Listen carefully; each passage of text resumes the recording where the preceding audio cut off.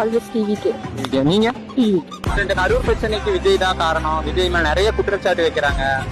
கூட்டத்துல ஒரு 10 பேர் அவனை உள்ள வந்துட்டாங்கன்னா அது விஜய் சொன்னா ஒண்ணுமே பண்ண முடியாது.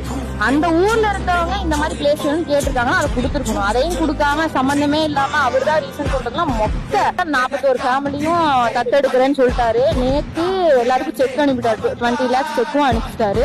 இப்ப எங்க தீபாவளி யாரும் சொல்லிருக்கீங்க, நாங்க எப்ப செலிப்ரேட் பண்ண போறது இல்ல அவர் சொல்லிட்டாருன்னு சொல்லி நம்மளும் மாற்றம் வேணும், அவர் வரணுங்கிறோம். அட்லீஸ்ட் அவர் சொல்ற ஏதாவது கேட்கணும்ல. மாசம் அந்த 40 ஃபேமிலிக்கு 5000 ரூபாய் அனுப்புறேன்னு சொல்லிட்டாரு. அது பண்ணதான் போறாரு. அவர் பண்ணாமலாம் இருக்க மாட்டாங்க. அதே மாதிரி கட்சி சார்பா என்ன சப்போர்ட் வேணும் பண்றேன்னு சொல்லிட்டாங்க. அது போக யார் யாரெல்லாம் அவங்களோட படிச்ச இது வச்சு குவாலிபிகேஷன் வச்சு வேலையும் வாங்கி தரணும்னு சொல்லிட்டாரு. இதுக்கு மேல ஒரு மனுஷன் பண்ணணுமா? இதே போதுமே, அவர் கரெக்டா இருக்காரு, அவர் எதுவும் இதுல பண்ணலைங்கிறதுக்காக சம்பந்தமே இல்லாம இவனுங்க பண்ணிட்டு அவர் மேல போடுறதெல்லாம் முட்டா. அவங்க நினைச்சிட்டு இருக்காங்க நம்மளாம் நம்பிடுவோம், நம்மள லூசு, சும்மா ஓட்டு போடுறோம், வேலை பொழப்பு இல்ல நமக்கு. அவங்க என்ன சொன்னாலும் ஆமா ஆமா அப்படிதான் பண்ணிருப்பாரு, அவரு 40 பேர் இறங்கி குத்தினாரு சொன்னா கூட நம்ம நம்பிடுவோம் நினைச்சிட்டு இருக்கானுங்க. எல்லாரும் விஜய் தூக்கிதான் விட்டுட்டு இருக்காங்க. நீ என்ன வேணா பேச, நீங்க பாக்குறீங்களோ இல்லன்னு தெரியல, எவ்வளவு சப்போர்ட்டிவ் வந்துட்டு இருக்கு.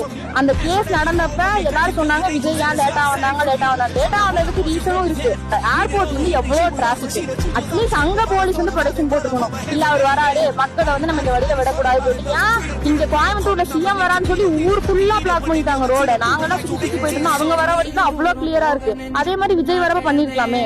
பிளாக் பண்ணாம அவர் கூடயே போட்டு நடந்தோம்னா அப்படிதான் வருவாங்க. அவ்வளவு ஃபேன்ஸ் அவருக்கு இருக்கப்ப அப்படிதான் வருவாங்க. விஜய் மேல ஒருத்தங்க செருப்படுத்தி வீசுவாரு, அந்த வீடியோ பாத்தீங்க? அந்த பரவேசி நாய் மட்டும் என் கையில கிடைச்சானா நான் அவன் மூஞ்சில செருப்பு சாணி எல்லாத்தையும் முக்கி அடிப்பேன். அவன் எவனே தெரியல. அவனை வந்து முதல்ல போட்டோ புடிச்சு கண்டுபிடிங்க, அவன் யாருன்னு எனக்கே தெரியணும். பயம் இல்ல.